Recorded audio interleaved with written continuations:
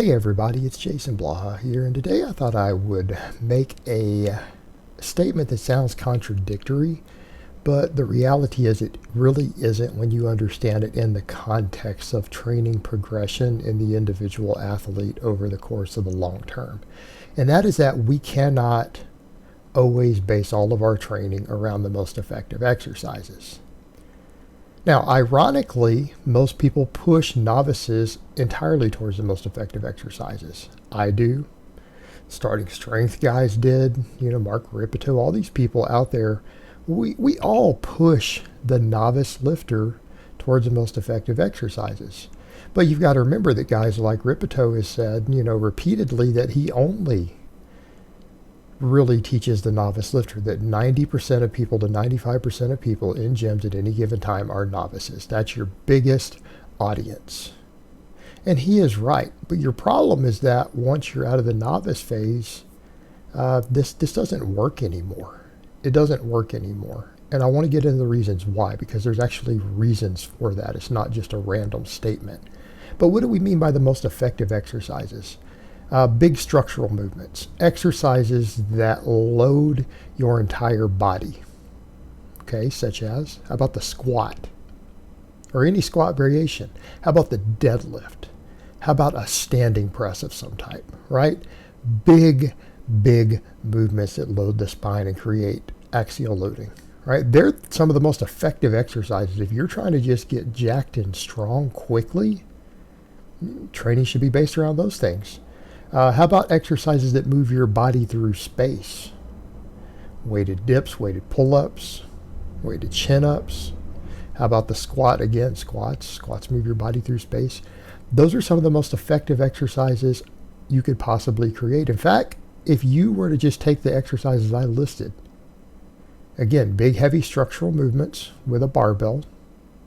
So again, you can use the heaviest weights possible through the longest range of motion, combined with exercises that you can load that move your body through space, you've got the basis of an amazing novice program. If you just do that with a proper progression and volume and workload, you can usually get someone as jacked as can be humanly done inside their first year, right? You can make absolute maximum gains in size, strength, everything else if that's all you did.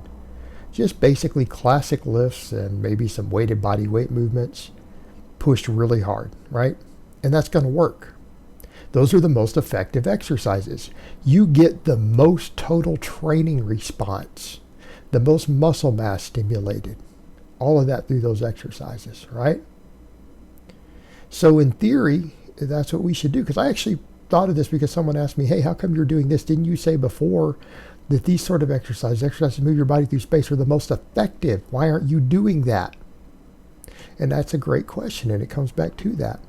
Because the problem we have is that the most effective exercises also dig the biggest holes in our recovery inroads. And here's the problem we have. The more advanced you get, the higher your strength gets, right? This is a given. The more work you are capable of generating on every single set that you do. That means that every set that you do, particularly on a big exercise, you are capable of digging a deeper hole into your recovery inroads. Right? We always have a limited amount of recovery. Work capacity and recovery are trainable to some extent, obviously. But they don't always scale to strength and work capacity. All right, so you have that. And then we have another problem.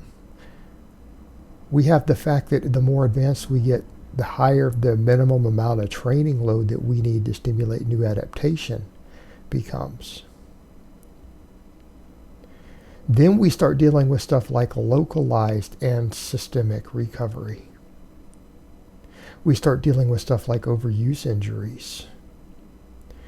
And the problem we have is that workloads have to continually go up to see continued progress, right? Progressive overload is king. And progressive overload is not just necessarily the amount of weight on the bar on a squat. It has to do with direct tension on how much tension is being placed on a muscle, how many times that tension is placed on a muscle, how many quality reps you're getting, all this stuff. It starts to matter. We need more and more workload the more advanced we get. Well, here's one of the problems we run into. We start getting disproportionate development in strength. And I'll give you the perfect example. Take the bench pressing, because I'm doing a bunch of bench pressing and stuff here, or even overhead pressing. Eventually, you reach a point to where all the muscles do not get the same amount of stimulus. In other words, your triceps and your pecs do not get the exact same amount of stimulation on a bench press, right? They get worked, and a novice will grow pretty good in all those, like your front delts, your pecs, your triceps. They all get worked on a bench press. But your chest gets worked more than your triceps do, if you're benching correctly. What happens if you need more tricep development? We can reach a point with that exercise because of, again, the most effective exercises spread the load throughout the body. They spread the load through multiple body parts, but they're not perfectly proportioned. So what happens? Our chest gets a lot of work. So what happens when we start approaching the maximum volumes that we can tolerate on a bench press? Before we start to run into overuse issues, before we start running into issues to where the individual muscles can't recover and adapt. So what happens when we push our chest to its limit with as many sets of benching as our chest can handle? Or we're worried about overuse. So let's say we throw in an incline also, right? It's still a very effective exercise. But then we find that our chest might be at the maximum recoverable volume that it can handle per week, but our triceps are still being slightly undertrained potentially. Now, are they getting a lot of training response? If you do as much flat bench and incline bench as your chest can tolerate, your triceps are getting work. They are probably going to grow from that, but they are possibly way below their effective training volumes. That's why you see me doing the skull crushers there. You might have to actually add in some tricep work if you want your triceps to grow. Then we come back to the other point. Let's talk about synergy between this stuff.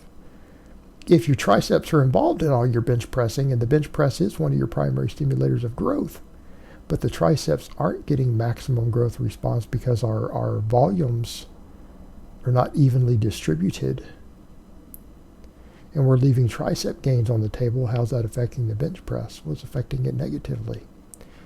Because you knew that if your triceps got 10% stronger, your bench would go up, and then your chest would start growing faster. So in this case, the most effective exercise isn't going to be the way to progress. And we can start breaking that down with every part of the body, because we're fighting against two different factors. We're fighting against recovery, and we're fighting against overuse injuries. And we're always dealing with that balance of all these exercises. They might work a lot of muscles really effectively, but not every muscle in your body is getting the same growth stimulus from it, and not every muscle in your body has the exact same recovery, nor does it have the same maximum work capacity. So you might find that while chin-ups are phenomenal for biceps, they are. Like that is undisputed. There's enormous amounts of scientific evidence showing that chin-ups are an amazing bicep stimulator. However, you can only do so many sets of weighted chin-ups per week, right? Because then what happens? Your back starts to get fatigued. Your forearms start to get fatigued. But maybe your biceps are capable of handling another 5 or 6 work sets per week. So you're leaving bicep gains on the table if the chin-up is the only thing that you're using. It is the most effective exercise, probably. You can think of for a bicep in isolation. Nothing trumps it. Nothing beats it. But you can only handle so many sets of it before maybe your back becomes too fatigued to do more, or your whole system says, I can only handle so many chin-ups per week, or your bicep tendons start to get inflamed from hitting just that one heavy angle with that really heavy weight all the time. And you have to add in less effective exercises to balance your overall training volume and to bring up weak points. And a lot of times the weak points exist because lifts do not completely evenly disperse all of the load through every muscle involved. There is an uneven distribution. And so some muscles are still getting trained, but maybe they're being a little undertrained. And if you did some extra work for them, you're not going to notice a negative for your system-wide recovery, but maybe it will improve your performance more on that big exercise. So what we need to remember is that it's not just about balancing those things. It's remembering that sometimes the less effective exercises can shore up different weaknesses and shore up muscles that need more training that will help our big exercises. It will cause us more total size and strength improvements. So these are the factors. This is why we can't always use just the most effective exercises, at least past the novice phase. Alright guys, but that's really all I have to say on that today. I hope it's been informative, and I will talk to you guys next time.